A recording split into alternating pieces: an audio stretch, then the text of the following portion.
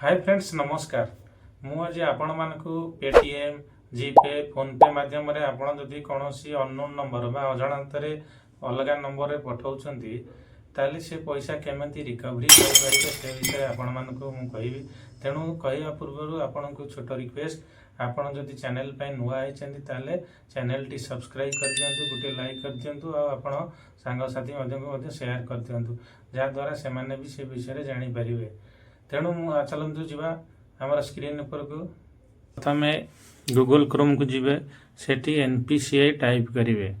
NPCI type कलापर आपण को एमती फास्ट गोटे इंटरफेस खोल एनपीसीआई लिंक टी खोली गलापर जो सर्वप्रथम जो लिंक टी आसो तापर क्लिक करेंगे।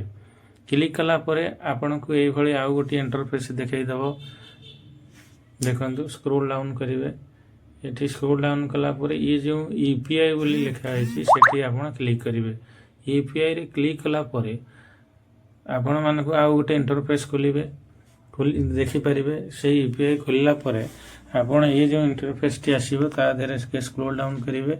आउ इठी जो लिखाई देखंतु यूपीआई यूपीआई रो ये जो प्लस चिन्ह दी सेठी क्लिक करेंगे। क्लिक कलापर आपण मानक आउ गोटे इंटरफेस आसीबो एठी जेंडे लिखा है डिस्पोज रिग्रेशनल मेकानिज्म सेठी क्लिक कला पर एही देखंतु एठी आसी जो कला पर ई भली आपन को किछि क्वेश्चन पचारियो transaction select of nature transaction इठु क्लिक आपन पर्सन टू पर्सन सिलेक्ट करिवे। पर्सन टू पर्सन सिलेक्ट कला पर तापर आउ गोटे इंटरफेस खोलियो एठी देखंतु आपण सिलेक्ट इश्यू टाइप एठी आपण को को इश्यू हेछि क्लिक करि देबे। तापर select issue type person to person selected हे गला तापर देखंतु सिलेक्ट इश्यू कला पर ई भली आपण क्वेश्चन पर केतेटी तापर आपण incorrectly transfer to another account या पर क्लिक करिवे। या पर क्लिक कला पर टिके स्क्रॉल डाउन करिवे सेठी कमेंट रे लिखिवे।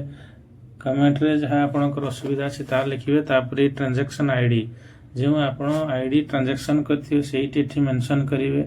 मेंशन कला परे ता एठी सिलेक्ट बैंक नेम हमें को बैंक रो आपण ट्रांसफर करिसेंती से बैंक डिटेल्स टी एठी देबे।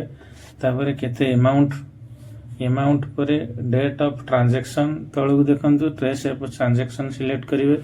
सिलेक्ट करि सारले पर आपण को ईमेल आईडी दे देबे एवं एठी चूज फाइल करे आपनकर जो ये स्क्रीनशॉट नै थिबे गल सेठी एठी अपलोड करि देबे। ताला पर सबमिट कर देबे। सबमिट कला परे 2-3 दिन भितरे आपनकर पैसा रिटर्न आसी जिवो।